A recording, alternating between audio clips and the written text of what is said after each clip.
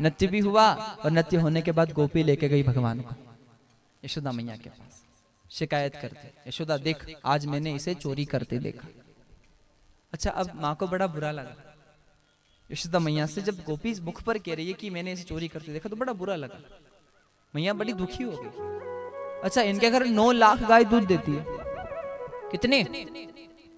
और 9 लाख गाय जिसके घर में दूध देती हो उसके घर में माखन मिश्री की कमी होगी? तो फिर ये मेरे घर का माखन क्यों नहीं पाता? सखियों के यहाँ माखन खाने क्यों जाता है?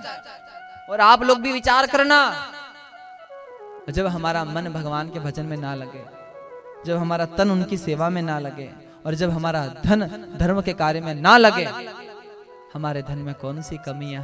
हमारे तन में, हमारे मन में हमसे कौन सा कार्य हो गया? हमारे तन मन की भक्ति भगवान स्वीकार क्यों नहीं कर रहा है? ये माँ यशोदा यशोदा मैया के मन में ये भाव आया कि मेरे घर में खूब माखन है, पर मेरा कृष्ण मेरे घर माखन नहीं खाता है, गोपियों के यहाँ चोरी करके माखन खाता है। ऐसा क्यों?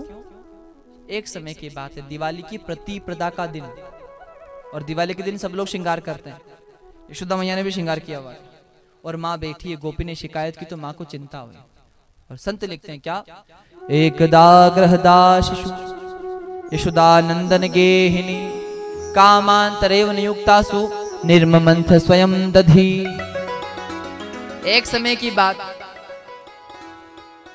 एकदा गृहदा शिशु, मैया सोच रही है मेरे घर में मेरे माखन में क्या कमी है? तो मैया ने सोचा कि मेरे घर में जितना भी दही मंथन हुआ है, ये सारा दही मंथन मेरे घर काम करने वाले कर्मचारियों ने किया है। जितना माखन बनाया किसने बनाया?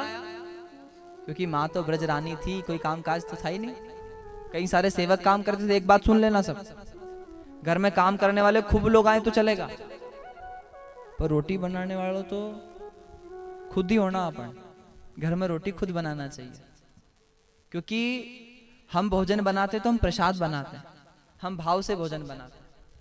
बाकी आप बर्तन वाला रखो, झाड़ू वाला रखो, सब रखो, पर रोटी तो खुद ही बनाओ, कुछ भी हो जाए। भक्त और भगवान की तो रोटी बनाने वाला आवेगा तो कहीं भाव से बनाएगा, पूछेगा कितनी खाओगा, कमी खाए तो बढ़िया, बीमार हो जाए तो और बढ़िया, बनाने नहीं पड़ेगा। पर ध्यान देना, घर वाले किस भाव से बनाएंगे? भाव से, प्रेम से। तो यहाँ यशोदा मैया के घर माखन तो है, पर माखन मैया ने कभी नहीं बनाया। तो आज दही मंथन, जो लोग दही मंथन कर रहे थे उनसे कहा कि आप दूसरा काम करो। कामांतरेव नियुक्तासु निर्ममंथ स्वयं दधी, जो लोग दही मंथन कर रहे थे उनको दूसरे कार्य में व्यस्त कर दिया, और यशोदा मैया स्वयं दही मंथन करने लगी। और दही मंथन करते करते यशोदा मैया कह रही है, गा रही है क्या?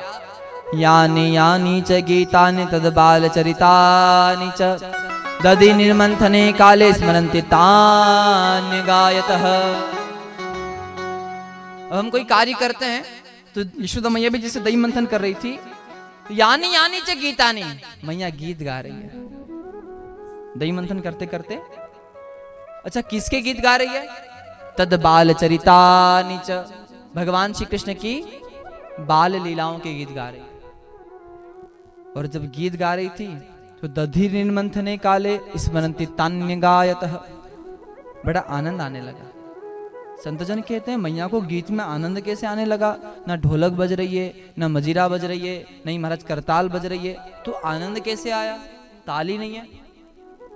तो संतजन कहते हैं जब यशोदा मैया दही मंथन कर रही थी ना, तो यशोदा मैया ने हाथ में चूड़ा पहन रखा है, और वो जब दही मंथन हो रहा था तो चूड़ा आपस में टकराकर उसमें से आवाज आ रही थी, और वो चूड़ा झांझ मजीरे का काम करने लगा महाराज। और दही मंथन जब कर रही थी ना तो हांडी में ऐसे आवाज आ रही थी क्या? तो मानो वो हांडी उस समय ढोलक या मृदंग का काम करने लगी, और मैया को गीत गाने में बड़ा आनंद आने लगा।